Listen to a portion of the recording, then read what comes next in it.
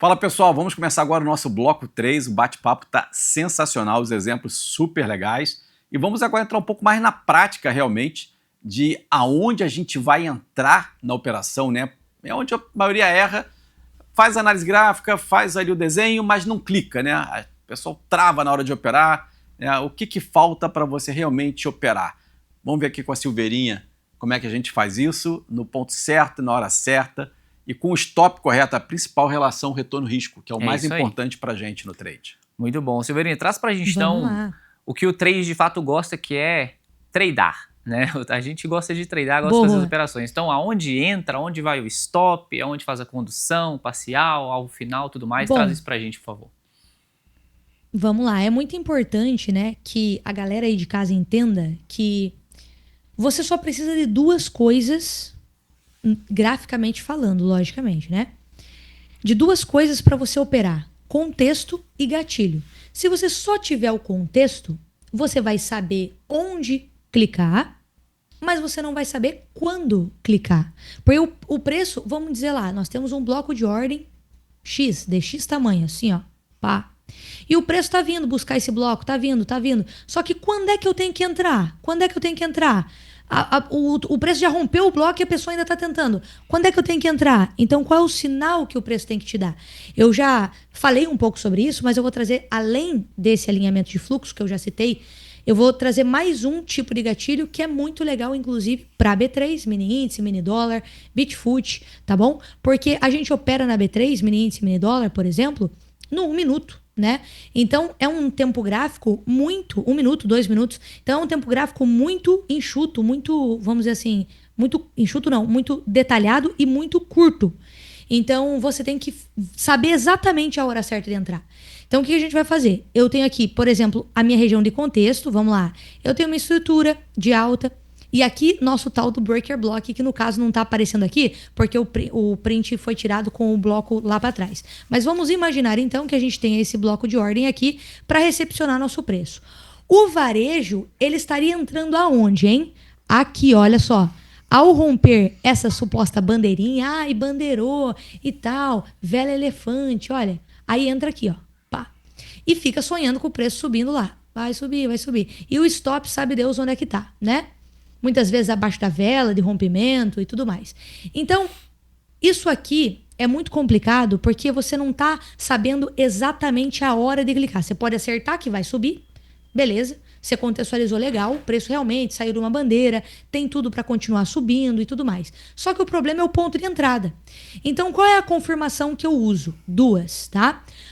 A primeira delas eu já citei, que é o alinhamento. Então, por exemplo, eu tenho a minha região de contexto, uma estrutura de alta, bloco de ordem aqui nessa região, preço vai cair aqui abaixo das 50, 61, 78, qualquer uma dessas retrações de FIBO bem contextualizadas está excelente para comprar, porque é quando o preço está barato, corrigiu bem uma estrutura de alta. Então, já é interessante a gente começar a pensar em compra, em fundo de mercado.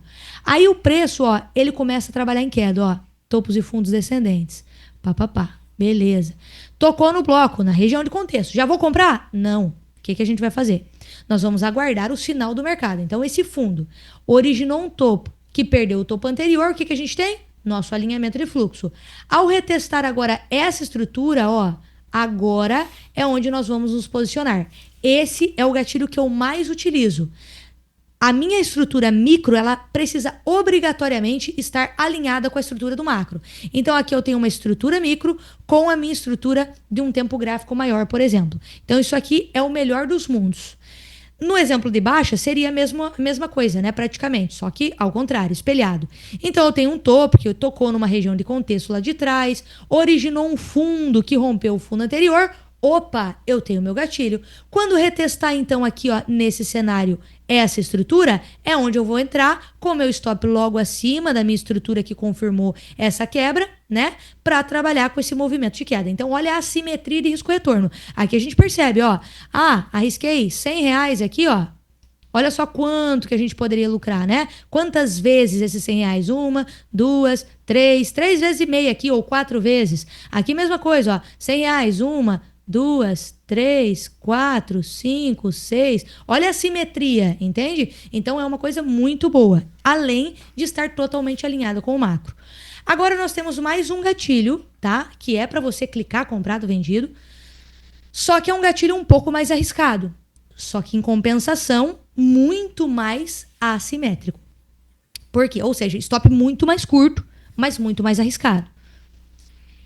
Quando nós temos aqui, ó, por exemplo, um bloco de ordem, tá? Contextualizei no macro, legal. Aprendi com a Silveira o que é bloco de ordem, tô entendendo. Aí o que eu vou esperar? Eu vou esperar um engolfo de alta, que dentro do SMC só muda o nome. Nós chamamos de swing low em fundo, e se for um engolfo de baixa, por exemplo, formado lá no topo, nós chamamos de swing high. Mas, para resumir, é um engolfo de alta ou um engolfo de baixa. Então o preço tocou no bloco, engolfou, a compra é no fechamento da vela de alta, aqui nesse caso, né? Então vamos dar um zoom aqui para a galera conseguir enxergar bem. Ó, pá. Olha lá, tocou no bloco de 15... Calma aí. Tocou no bloco legal de 15 minutos aqui, ó. A compra ali seria no fechamento, né? Não na superação do candle, é isso? Isso, no fechamento. Engolfou, a entrada é exatamente aqui no fechamento, com stop logo abaixo. Lembrando, o risco é dobrado, mas o stop é metade de um stop de alinhamento de fluxo. Então você ganha mais quando paga, porém você toma mais stop, tá? Então é bem comum isso. Se você estiver preparado mentalmente para isso, legal. Esse é o stop que eu menos utilizo. Esse é o gatilho que eu menos utilizo, porque eu sou mais conservadora. Então depende muito do perfil que você opera, né? E depois o preço, pá, deslanchou na baixa. Precisa estar muito bem contextualizado, precisa estar tudo bem na ponta do lápis. Quando você dominar o SMC, você pode começar a aplicar esse engolfo, porque daí vai dar muito bom, ó. Mais um exemplo aqui, ó. Nesse canto aqui nós temos, ó, engolfo no caso de baixa, ó. Então eu tenho lá, o ativo tinha um bloco de ordem, aqui nesse cenário estava no bloco de ordem de 15 minutos, tá? Então vamos dizer, mini índice tinha um bloco de ordem aqui do 15 minutos. O que a gente tem aqui? Uma absorção. Olha que interessante, que também é sinal de exaustão, né? De fraqueza no movimento de alta, que as vendas estão superando as compras, que essa região de bloco de ordem realmente quer jogar o preço para baixo. Então veja, eu não estou vendo um engolfo de forma aleatória, eu estou vendo um engolfo com lógica, certo? Então fez aqui um sinal de exaustão e engolfou. Olha que interessante, na zona de interesse. Então eu vendo aqui no fechamento com stop logo acima para trabalhar com esse movimento de queda. Certo? Então repara que é um gatilho também muito interessante, mas é aquilo que eu falei, já estou preparando o pessoal. Toma mais stop, mas é muito mais assimétrico, tá bom? Boa, excelente, Silveirinha. Traz pra gente o gatilho, beleza, você trouxe duas leituras ali, né? Essa de engolfo e a anterior. Agora a gente falou um pouquinho dessa relação risco-retorno favorável, de 5, 4, 5, 6 para 1 ali. Mas como que seria a condução? Né? Como é que você vai, primeiro, programar o seu alvo, que creio eu que seria antes de entrar na operação, você já está olhando para esse contexto anterior, né, do macro ali, olhando para esses alvos mais longos. Como que você faz essa condução? Se você faz parcial, se não faz, como é que você administra o trade de uma forma geral? Ou aumenta a mão. Aumenta a mão também, enfim. Então vamos lá. Eu só entro no trade uma única vez, tá? Até lá no campeonato da Expert foi assim também, né? Eu tinha 50 contratos para atuar, eu atuei com 30 só, metade praticamente. E só cliquei uma única vez, tá? Então eu clico uma única vez dentro daquela operação. Fechei a operação, logicamente, eu tenho dentro do meu gerenciamento até 3 operações no dia. Então, perdi ou ganhei, tanto faz, eu vou clicar de novo porque eu posso dentro do meu gerenciamento. Legal. Mas nessa operação única, entrei vendido, é uma única venda, legal até o alvo ou não. Não faço parcial, tá? A parcial, no meu ponto de vista, ela mata a nossa assimetria de risco-retorno. Então eu prefiro ser pouco assertiva, vamos dizer lá, uma assertividade média de 40%, 50%, 55%, tá? Uma média. Só que eu não me preocupo com a assertividade. Eu posso acertar pouco. Se eu quiser, eu posso fechar um mês lá com 30% de assertividade. Só que a minha assimetria, meu lucro vai estar muito favorável. Porque eu pego trades com no mínimo 3 vezes o risco. Então, como é que eu faço essa lógica, tá? Até o Alex comentou aí. Sim, eu me preparo antes pro meu alvo, né? Só que nem sempre o preço vai no alvo. E a gente não consegue mandar o preço. Não, vai lá porque eu tô vendida e eu quero que chegue até lá. Não é possível isso, né? Então a gente só tem que estar preparado para tais situações. Então, como eu disse, se você tem a técnica de uma forma objetiva na sua cabeça, como o SMC, por exemplo, você sabe exatamente onde entrar, quando entrar, onde posicionar teu stop, onde seria o alvo e como conduzir para tentar levar o preço até lá. Mas não significa que vai. Então, vamos dizer que o meu alvo, ele tivesse aqui, ó, tá? Meu alvo é aqui. Por algum motivo, bloco de ordem que tinha ali, uma faixa de volume profile, por exemplo, utilizo muito a POC, né?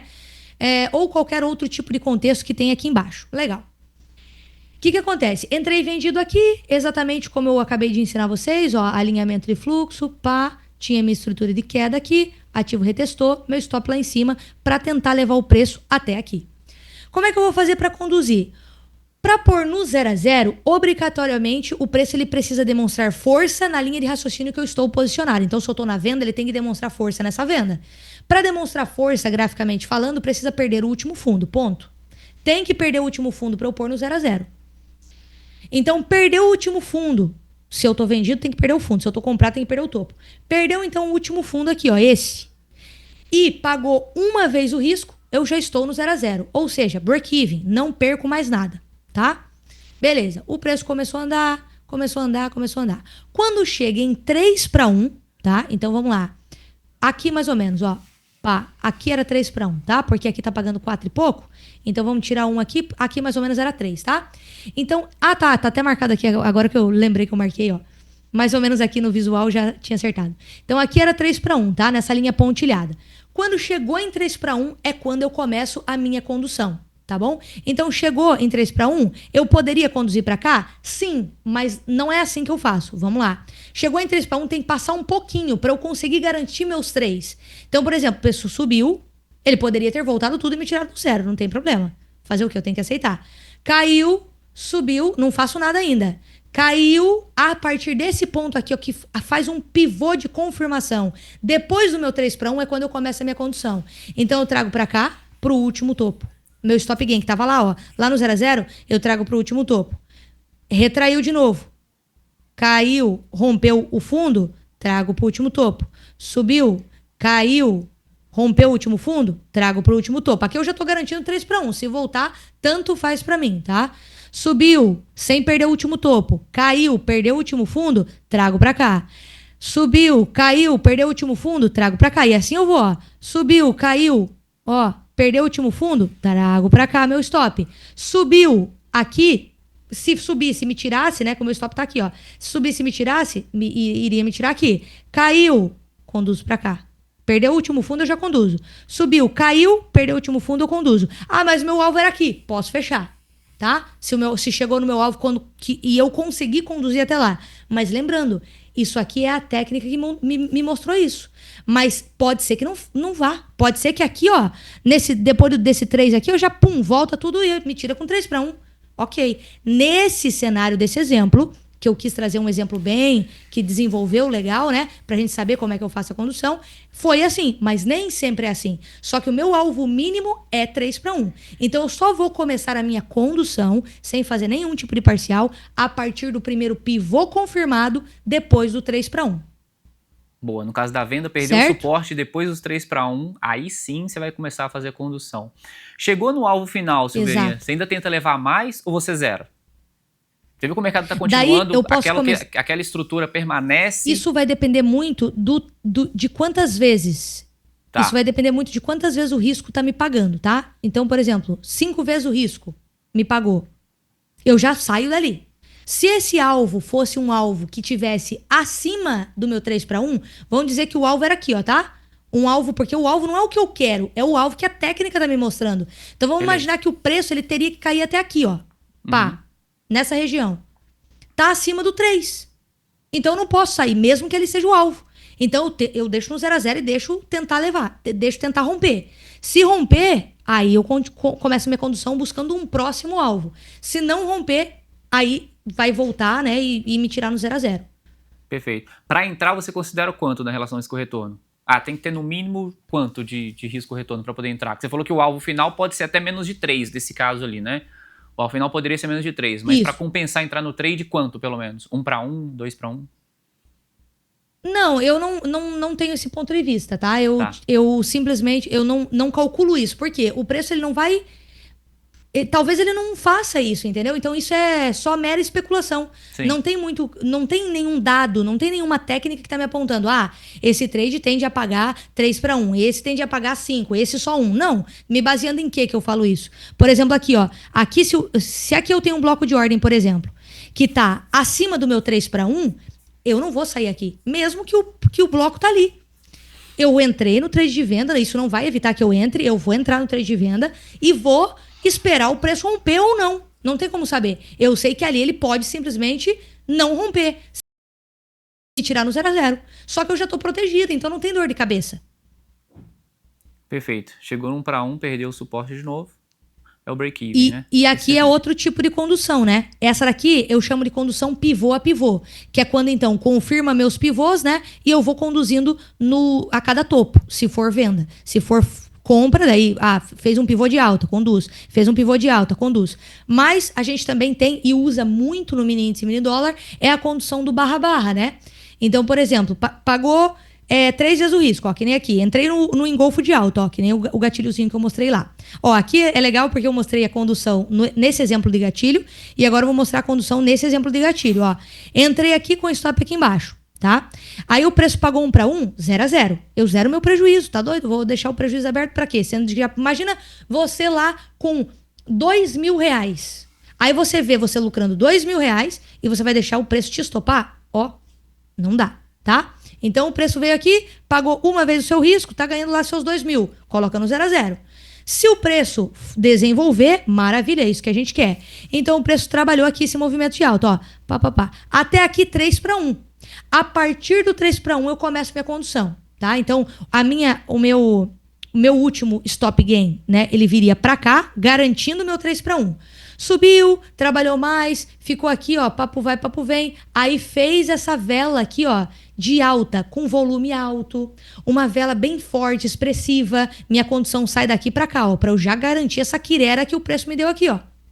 Depois ele continuou subindo, só que nenhuma vela de alta boa, forte, sem pavio de cima lá, ó, porque eu tô comprada. Então eu não quero sinal de absorção em topo, ó, eu não quero. Eu quero uma vela cheia, ó. Então até agora não tem.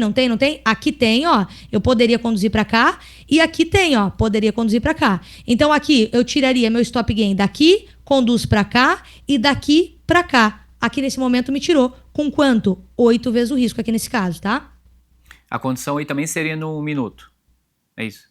No mesmo tempo gráfico a seria o gatilho. A condução é no mesmo tempo. Isso, no mesmo tempo gráfico do gatilho. Isso aí. Boa. Muito bom esse hoje, Bex. Pois é, eu estava pensando aqui, a pessoa que está começando a operar agora e fosse tentar operar, achou o contexto, uma tendência de alta ou de baixa, ela provavelmente tentaria entrar. Vamos pegar o segundo exemplo de alta, né? Ele fez ali uma figura de alta, deu uma corrigidinha e no meio do caminho aí dessa segunda pivô de alta lá em cima. Onde está desenhado ali um pouquinho antes voltou do um pouquinho, verde, aí desce, volta um pouquinho e subiu. Será que a pessoa não ficaria com medo de ficar fora, né? Dar um fear of missing out? Porque já havia tocado no bloco de order lá atrás, né? E de repente está fazendo pivô de alta. Será que ela não entraria mais cedo? Depois ela dá uma quedinha sem perder mínima, né? Desse topo ali, tá vendo? Ele dá uma quedinha ali, ó, desce um pouquinho, volta a subir, faz outro pivôzinho de alta. Essa segunda entradinha, será que não chamaria a compra para muita gente? Eu sei que para você não, que você quer que fure o fundo e que faça um outro pivô depois, um ABCzinho depois. Né? Você vai ter muita paciência, 3 chances por dia que você vai fazer. O dia é longo, você não tem pressa. Se não rolar, não rolou, não é isso? Isso mesmo. E então, assim, ó. A maior das pessoas é não ter paciência, né, Silveirinha? Tem que ter paciência, tem que esperar. Tem que ter muita paciência. Trade é paciência, né? Independente da técnica. Se você opera price action, se você opera rompimento de pivô, bandeira, independente, você vai ter que esperar a formação desse padrão. Você vai ter que esperar o preço te mostrar uma compra, uma venda. Aqui para matar essa charada, tá? Olha a importância de você entender também sobre SMC. Silveirinha, olha que interessante. Só um pouquinho então. Vamos dar uma pausa aqui que a gente já está fechando esse bloco. Já deixamos aqui o povo com uma vontade de ouvir sua resposta, né? Vamos esperar então o próximo bloco para a gente responder isso. O erro não está na leitura, né? A pessoa leu que era compra, mas foi estopada e ficou fora, né? No exemplo que eu falei, não no seu. Como que faria para a pessoa não errar, não ficar fora, não tomar esse stop no meio do caminho, né? E não errar esse critério de leitura no próximo bloco, né, Alex? É isso aí. A gente vai falar bastante disso, que é o time para fazer a coisa, né? No quarto bloco, a gente fala mais sobre isso.